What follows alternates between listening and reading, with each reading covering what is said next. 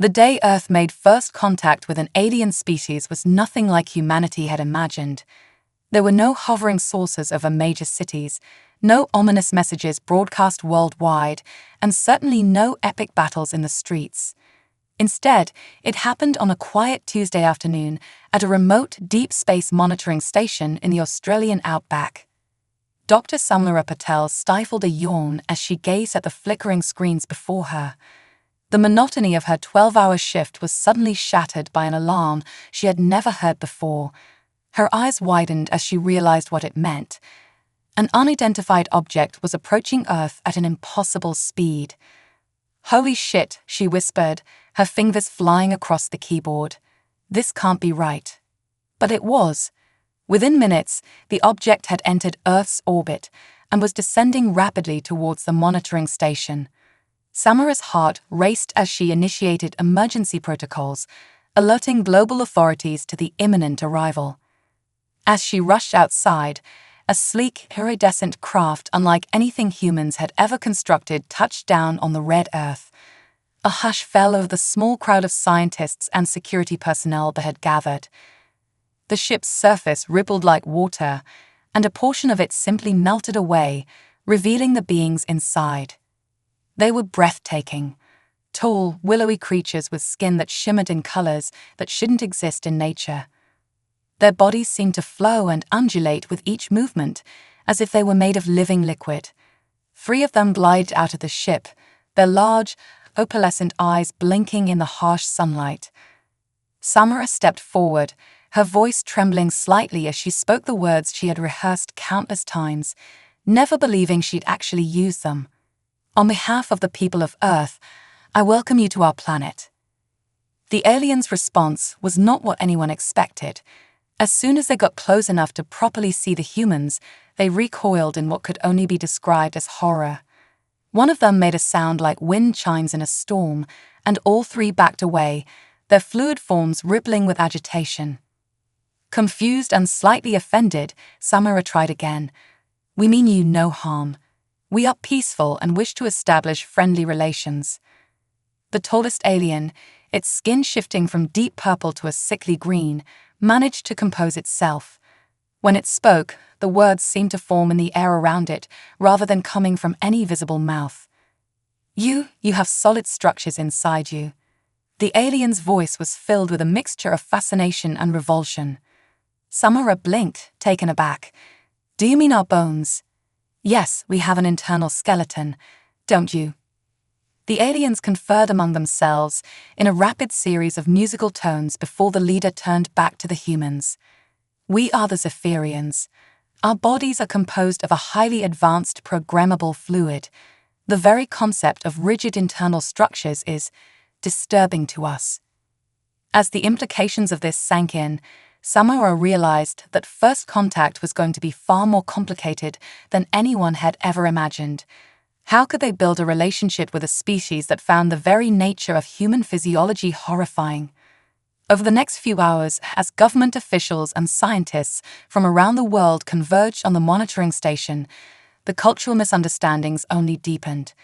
The Zephyrians refused to shake hands or engage in any physical contact with the humans, their revulsion at the idea of touching a being with bones evident in their every movement. For their part, the humans found it difficult to comprehend the Zephyrians' fluid physiology. How did they maintain their shape? How did their organs function without a solid structure to support them? The scientists were bursting with questions, but the aliens seemed reluctant to discuss their biology in detail. As night fell over the Australian desert, tensions were high. The Zephyrians had retreated to their ship, claiming they needed time to reconfigure themselves after the shock of encountering boned life forms. The human delegates were left to ponder the bizarre turn of events. Samara sat on a rock, staring up at the star-filled sky. A colleague, Dr. Marcus Chen, joined her, his face etched with worry. "What do you think this means for us?" he asked softly. Samara shook her head. "I don't know, Marcus. We've dreamed of this moment for so long, but none of our protocols or training prepared us for aliens who are fundamentally disturbed by our basic biology." Marcus nodded, his eyes fixed on the shimmering Zephyrian ship, It's ironic, isn't it? We always fear they might see us as inferior or primitive. Instead, they seem to view us as some kind of cosmic horror. A wry smile tugged at Samura's lips. Well, at least they're not trying to invade us. They seem more likely to run screaming into space than to try and conquer Earth. As they shared a quiet laugh, Samura couldn't shake the feeling that this was just the beginning of a very strange and potentially wonderful journey. Humanity had made contact with an alien species, and while it hadn't gone as anyone had expected, it opened up a universe of possibilities. The challenge now would be to bridge the gap between two radically different forms of life. Could humans and Zephyrians overcome their mutual incomprehension and build a meaningful relationship? Or would the aliens' fear of bones prove an insurmountable obstacle?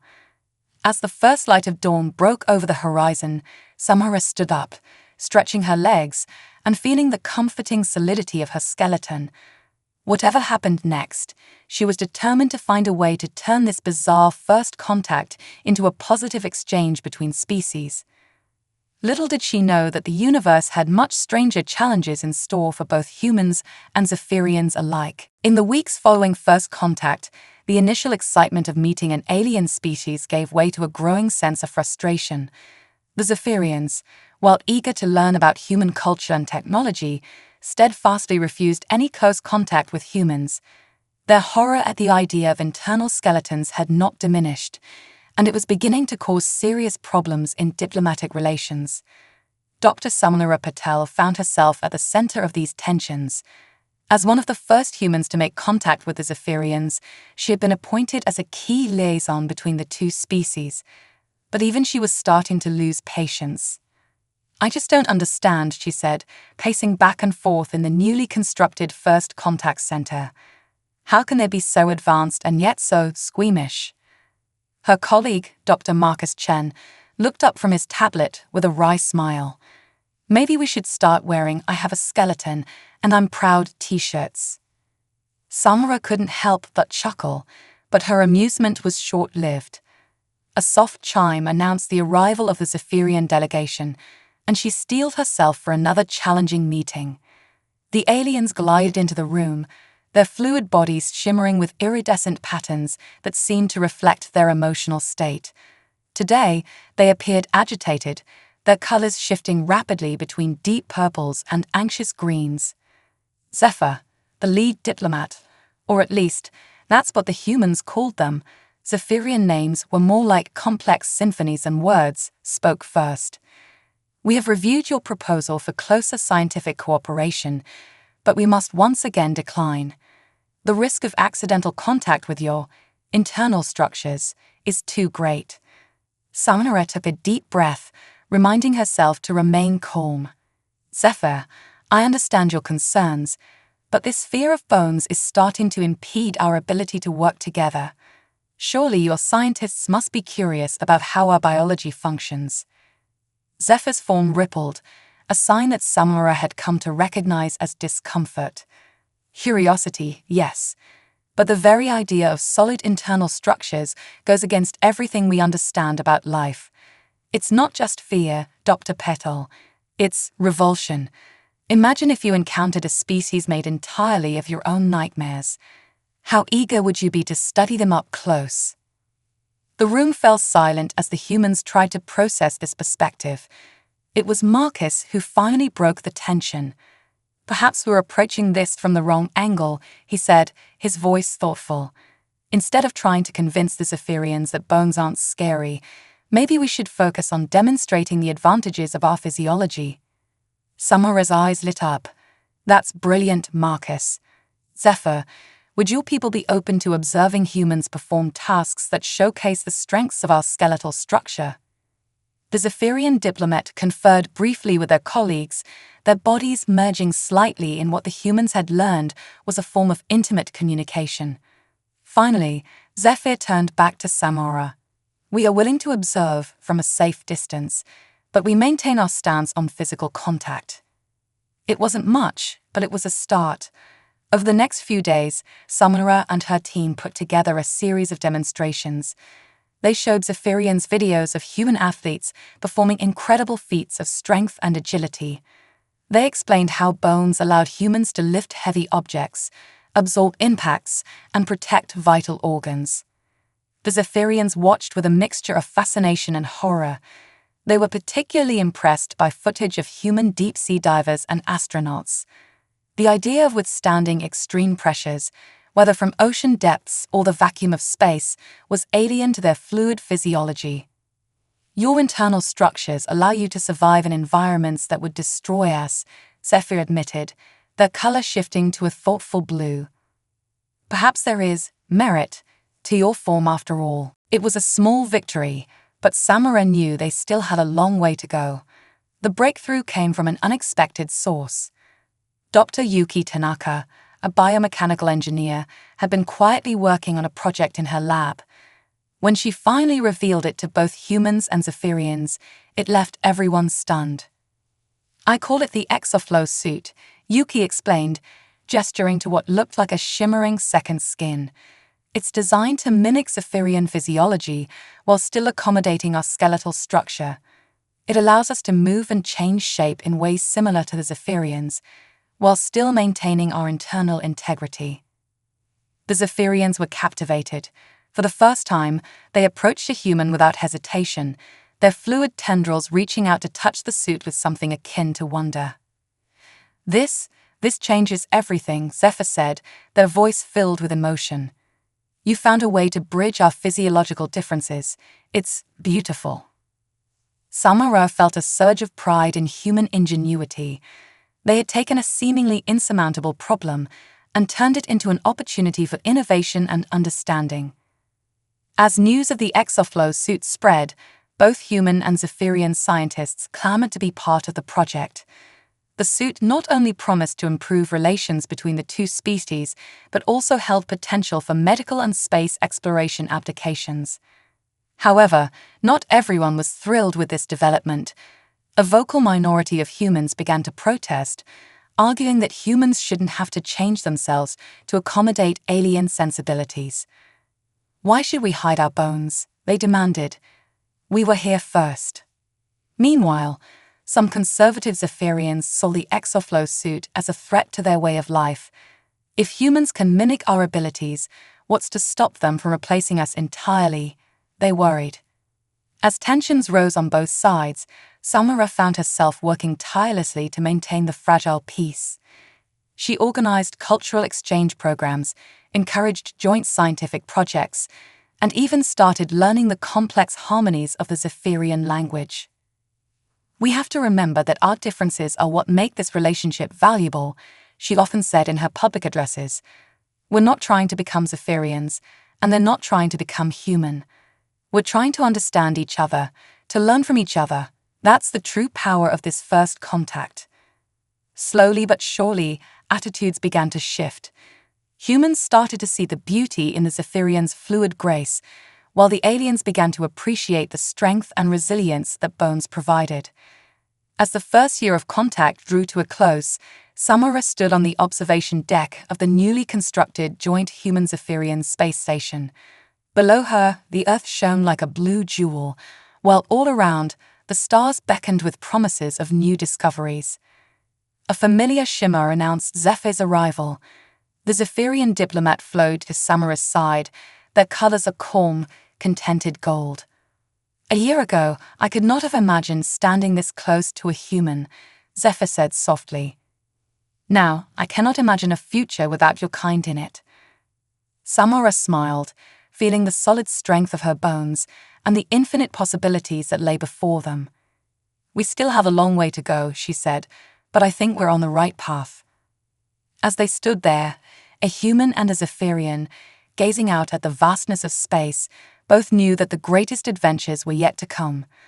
The bone dilemma had not been fully resolved, but it had evolved into something far more profound, a testament to the power of understanding, innovation, and the unbreakable spirit of two very different species learning to work as one. As the second year of human-Zephyrian relations dawned, a new challenge emerged that would test the limits of both species' abilities and push their fledgling alliance to the brink. It began with a distress signal from a remote Zephyrian outpost on the fringes of their solar system. The message was garbled, but one thing was clear. The outpost was in dire peril, and immediate assistance was required. Dr. Samnara Patel found herself once again at the center of the action, this time aboard the HSS Curiosity, a state-of-the-art human spacecraft retrofitted with Zephyrian technology.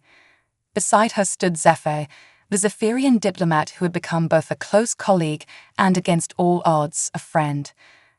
"We're picking up massive energy fluctuations," reported Captain Elena Rodriguez, her eyes fixed on the swirling holographic display. "Whatever's happening down there, it's big." Samara turned to Zephyr, whose fluid form was rippling with concern. "Any ideas what we might be dealing with?" The Zephyrian's colors darkened to a worried indigo.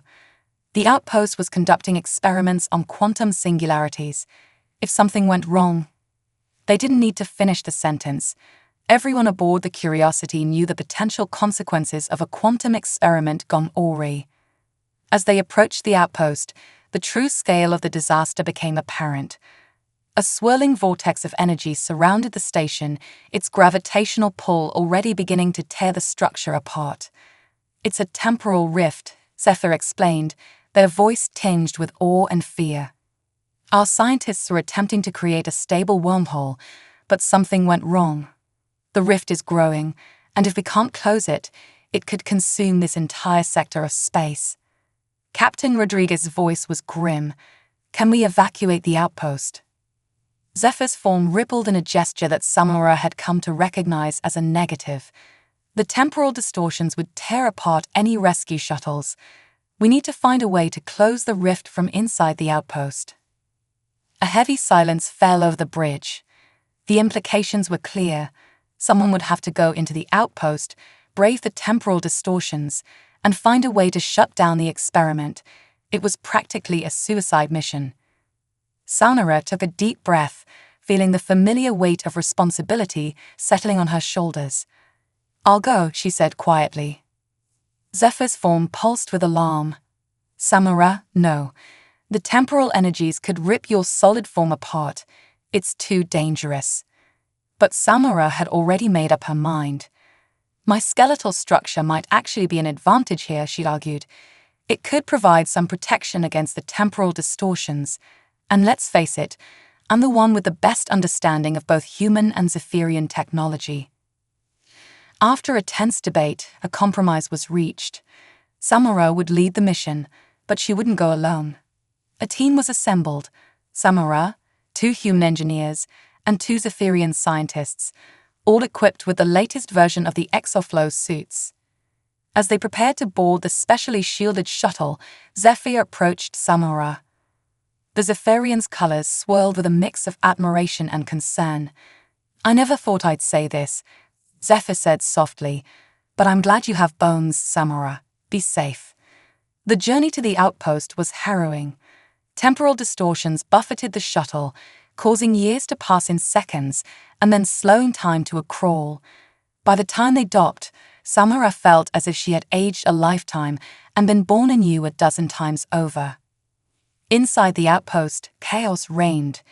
Equipment floated freely, caught in localized anti-gravity fields. In one corner, a potted plant aged and de-aged rapidly, its life cycle playing out in an endless loop, and at the center of it all pulsed the quantum singularity, a swirling mass of energy that hurt to look at directly. "We need to reach the main control room," shouted Dr. Aki Tanaka, one of the human engineers, her voice barely audible over the roar of the temporal energies. As they made their way through the twisting corridors, Samara began to understand why her presence was so crucial. The solid structure of her skeleton allowed her to push through areas where the Zephyrian's fluid forms were stretched and distorted by the temporal fields. More than once, she found herself physically pulling her Zephyrian colleagues through particularly difficult patches. In the control room, they found 2 Zephyrian scientists, their forms barely holding together in the face of the temporal onslaught. With a combination of human strength and Zephyrian fluid dynamics, the team managed to stabilize the scientists and turn their attention to the main problem: shutting down the quantum singularity. "The containment field is failing," one of the Zephyrian scientists explained, their voice a barely audible whisper. "We need to reinforce it long enough to initiate a controlled collapse of the singularity." What followed was a frenzy of activity that pushed both humans and Zephyrians to their limits. Samara found herself marveling at how seamlessly the two species worked together, each leveraging their unique physiological advantages. The humans, with their solid forms, were able to manipulate physical controls and move heavy equipment, even as temporal distortions threatened to tear them apart. The Zephyrians, with their fluid biology, could flow through small openings and make fine adjustments to the quantum machinery that no human hand could manage.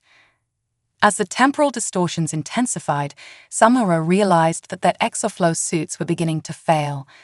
The Zephyrians were struggling to maintain their form, while the humans felt as if their very atoms were being pulled apart. In a moment of desperate inspiration, Samara had an idea. "Quick," she shouted to her team, "form a chain." Understanding dawned in their eyes. The humans linked arms, creating a solid anchor, while the Zephyrians flowed around them, their fluid forms providing a flexible buffer against the temporal energies. With their combined strength and adaptability, they managed to make the final adjustments. The quantum singularity pulsed once, twice, and then, with a silent flash that seemed to bend reality itself, collapsed in on itself. The sudden silence was deafening. As emergency systems kicked in and gravity reasserted itself, Samara found herself on the floor, every bone in her body aching but intact. Around her, her team was slowly recovering, human and Zephyrian alike looking shell-shocked but alive. As they made their way back to the Curiosity, supporting each other in a way that would have been unthinkable just a year ago, Samara felt a profound sense of awe. They had faced an impossible situation and emerged victorious, not in spite of their differences, but because of them. Back on the ship, as medical teams tended to the rescued scientists and engineers, Samara found Zephyr waiting for her. The Zephyrian's colors were a swirl of relief, pride, and something deeper that Samara couldn't quite name. "You did it," Zephyr said simply. "You saved them all." Samara shook her head, wincing slightly at the movement. "We did it," she corrected.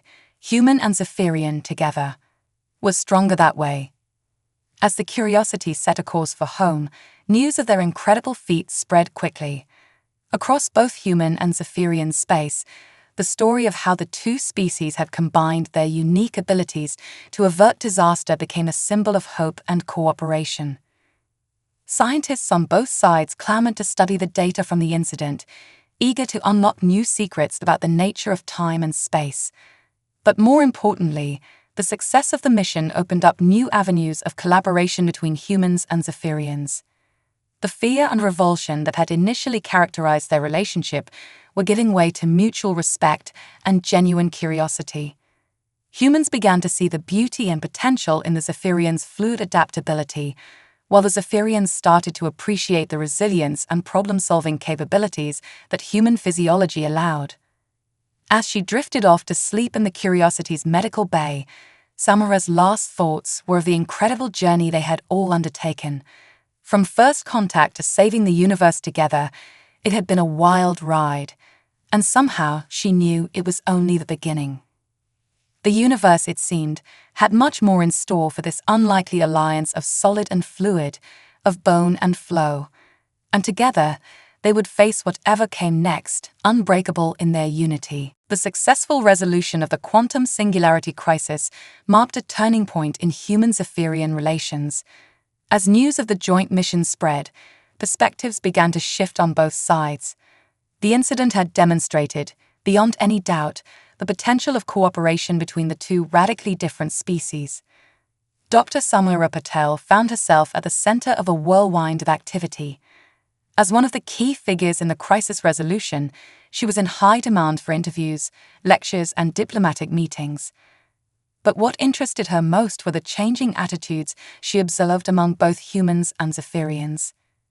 One crisp autumn morning, Samara stood before a mixed audience of humans and Zephyrians at the newly established Interspecies University.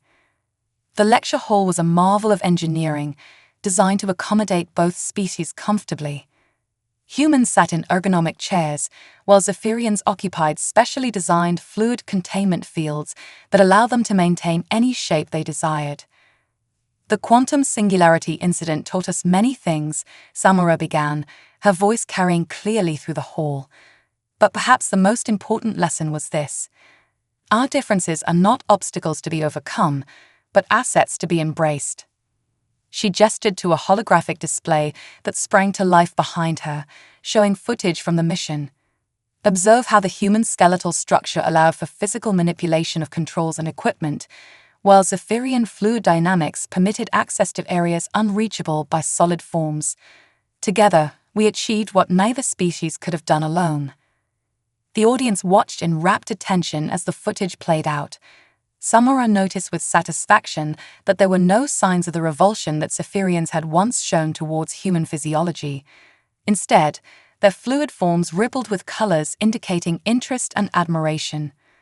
After the lecture, Samura was approached by a young Zephyrian scientist named Aura. Their forms shimmered with excited blues and greens as they spoke. "Dr. Patel, your words have inspired me. I've always been fascinated by human biology, but I was taught to fear it. Now, I see that there is so much we can learn from each other." Samura smiled warmly. "That's wonderful to hear, Aura. What area of human biology interests you most?" Aura's colors shifted to a thoughtful purple. "I'm particularly intrigued by your nervous system. The idea of electrical signals traveling through solid pathways. It's so different from our chemical communication, yet equally complex."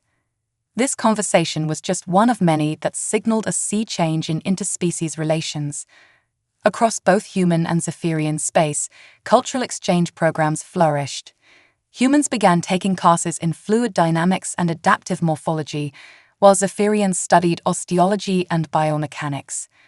The exoflow suits, originally designed to help humans approximate Zephyrian physiology, evolved into sophisticated interfaces that allow for deeper understanding between the species. Humans could experience the sensation of a fluid form, while Zephyrians could simulate the feeling of having a solid internal structure. But it wasn't just in the realm of science that perspectives were shifting. Art became a powerful medium for exploring and celebrating the differences between the two species. In a revolutionary art installation titled Bones and Flow, human sculptor Maya Chen collaborated with Zephyrian artist Zephyros to create a series of interactive pieces. Visitors could watch in awe as solid sculptures transformed into fluid forms and back again, challenging perceptions of shape, solidity, and movement. "We wanted to show that beauty exists in both stability and change," Maya explained at the exhibition's opening. "The strength of bones and the adaptability of fluid forms are not opposing forces, but complementary aspects of the wonder of life." The exhibition was a sensation, drawing crowds from both species and sparking countless discussions about the nature of form and function. Even in the world of sports, new hybrid games emerged that capitalized on the unique abilities of both species. Flowball became an overnight sensation, combining elements of human ball games with the fluid dynamics of Zephyrian movement. Watching a human player launch a ball towards a Zephyrian teammate, who would momentarily liquefy to absorb the ball before reforming to pass it on, was a sight that never failed to amaze spectators. However, as with any major societal shift, there were challenges to overcome.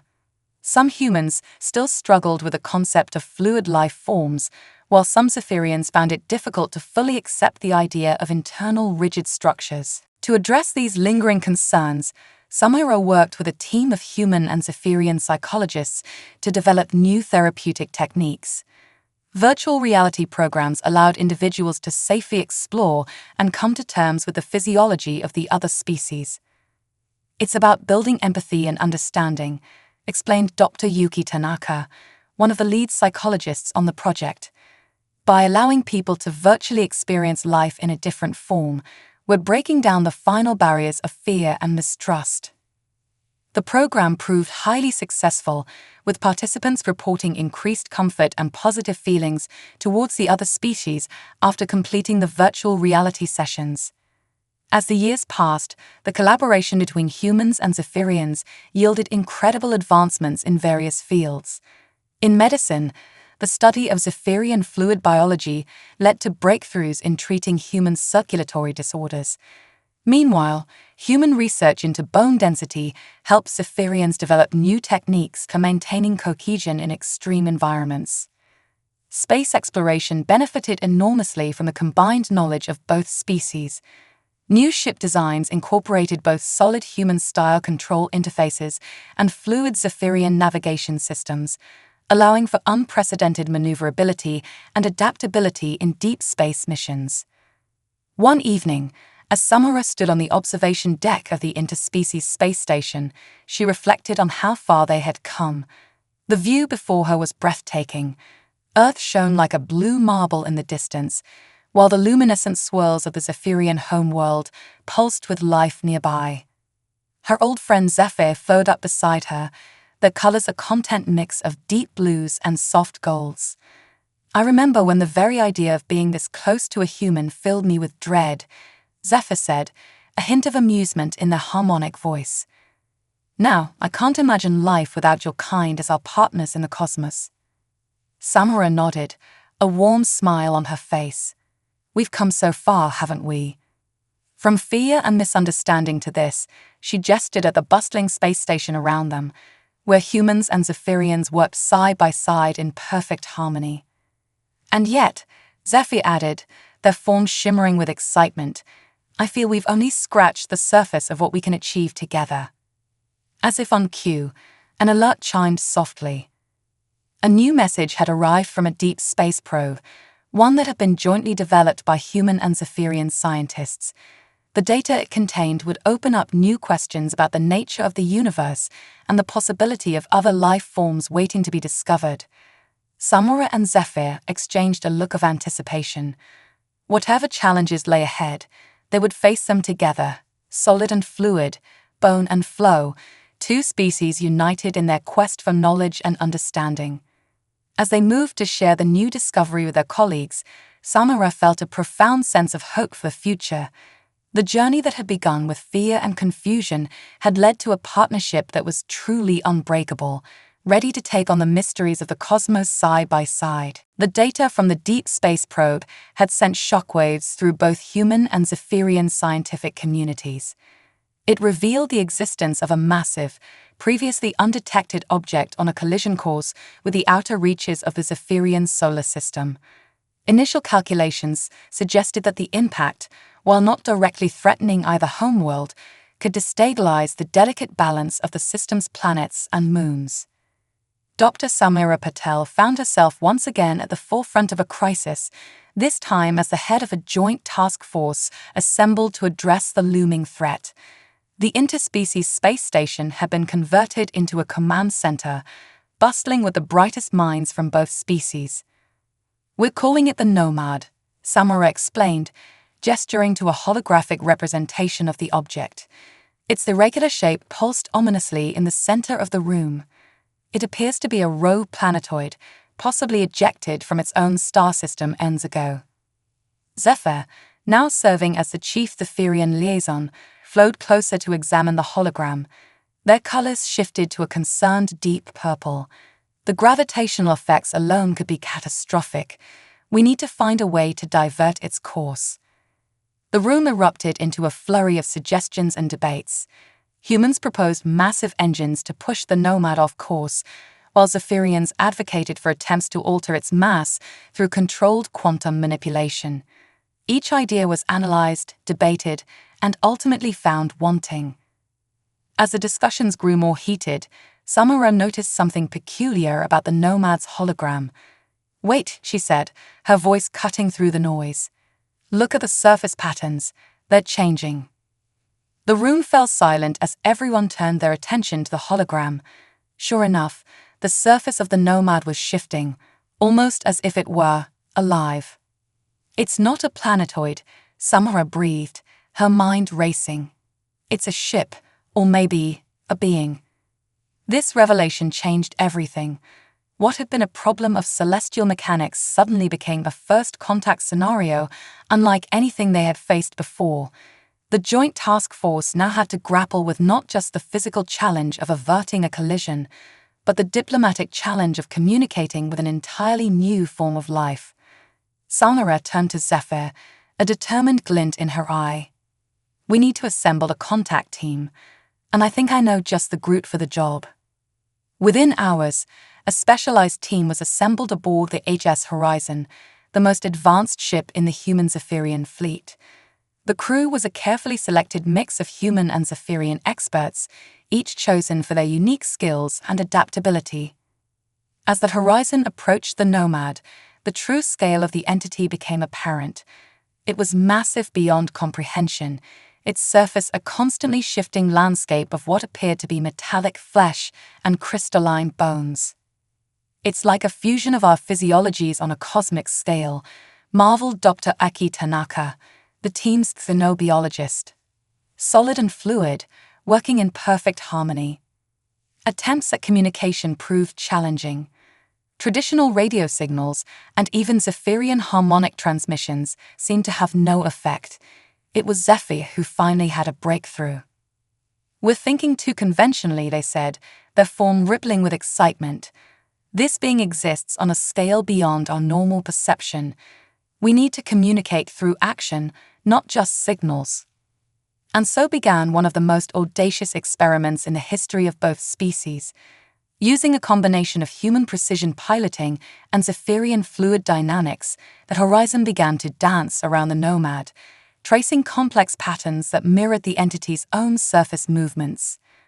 For days, they continued this cosmic ballet, adjusting their movements in response to subtle changes in the Nomad's behavior.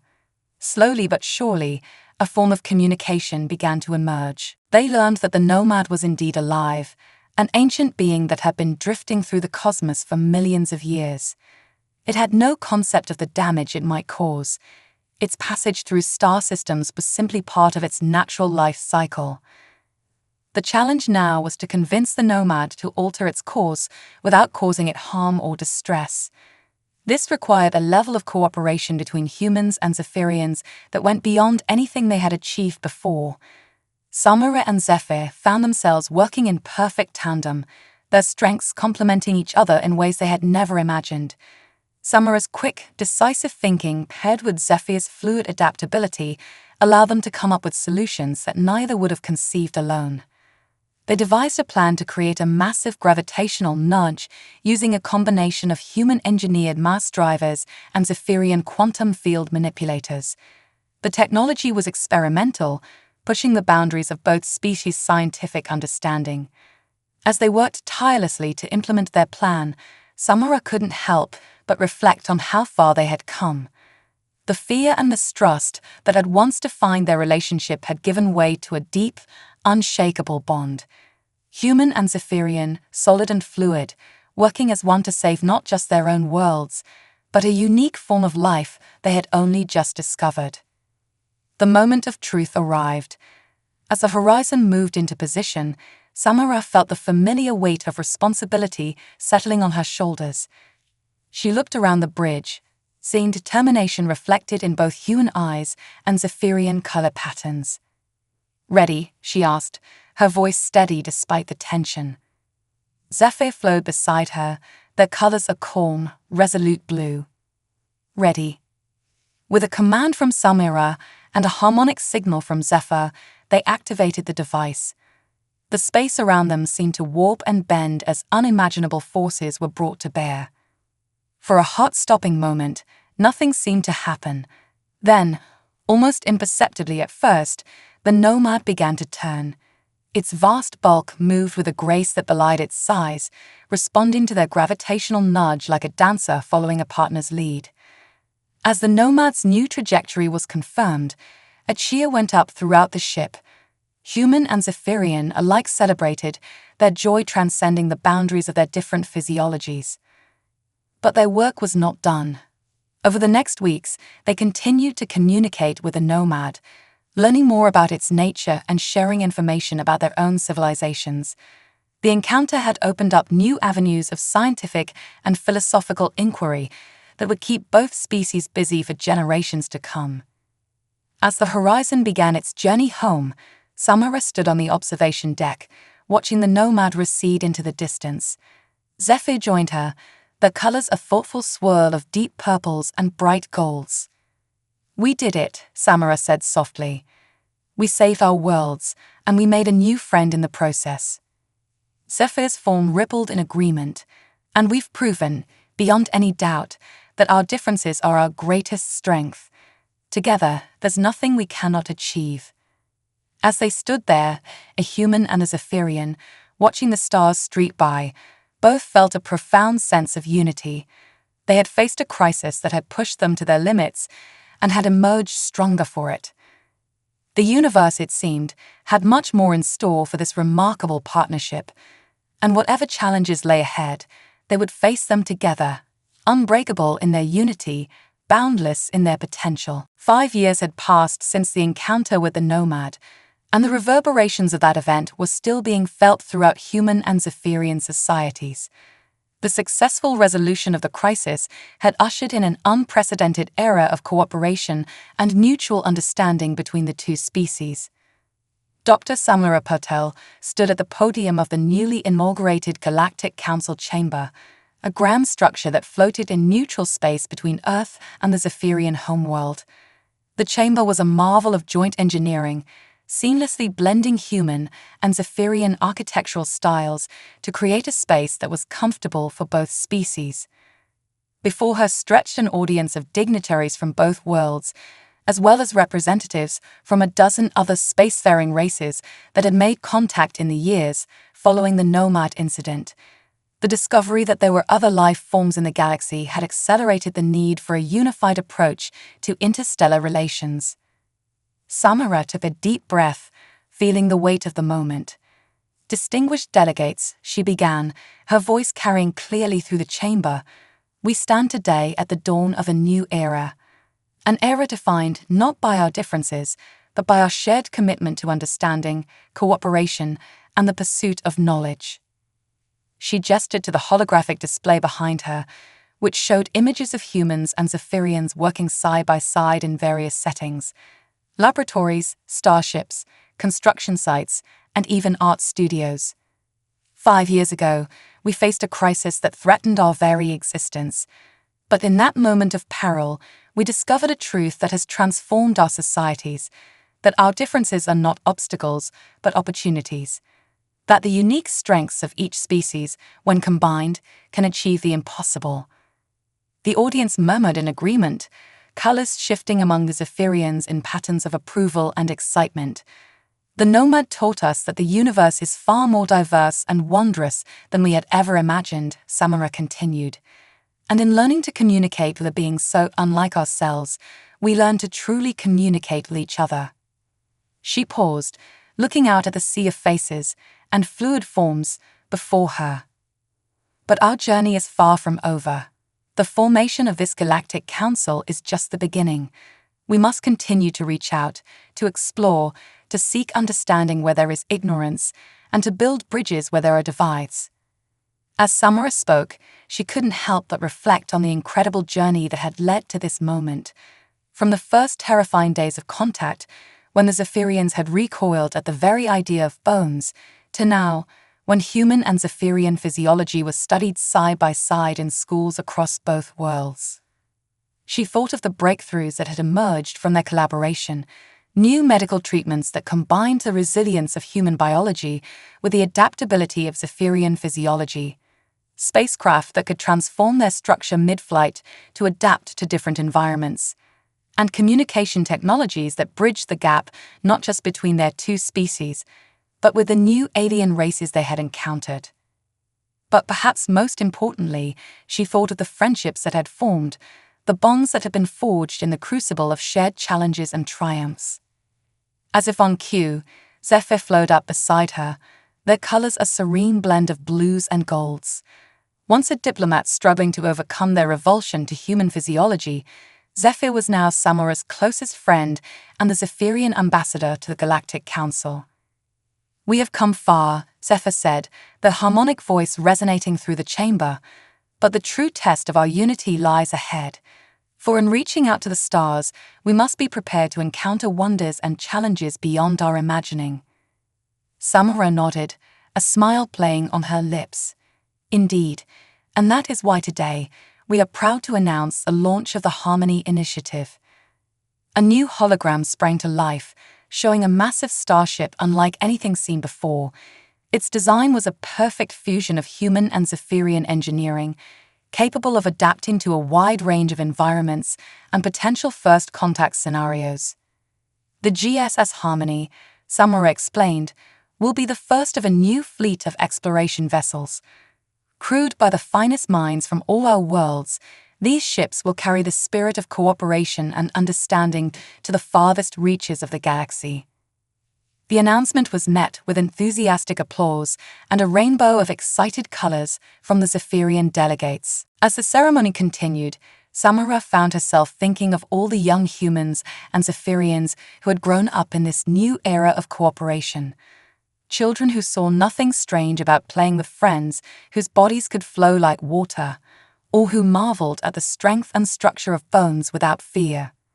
She thought of the art that now graced museums on both worlds, celebrating the beauty of both fluid and solid forms, of the sports teams where humans and Zephyrians competed side by side, each bringing their unique abilities to the game.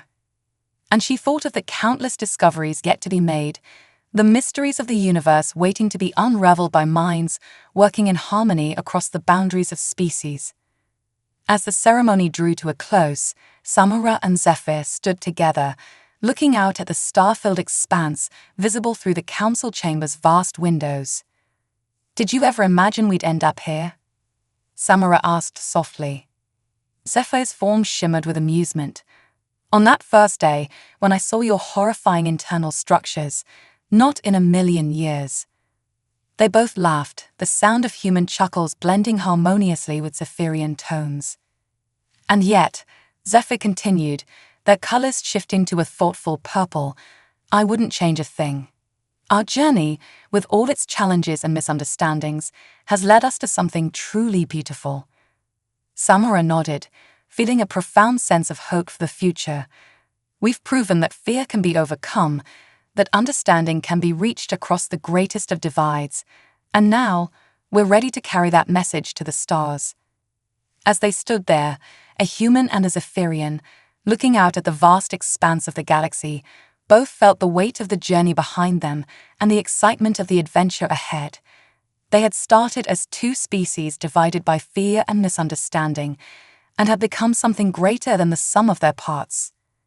Whatever the universe had in store for them, they would face it together, solid and fluid, bone and flow, united in their diversity and unbreakable in their resolve.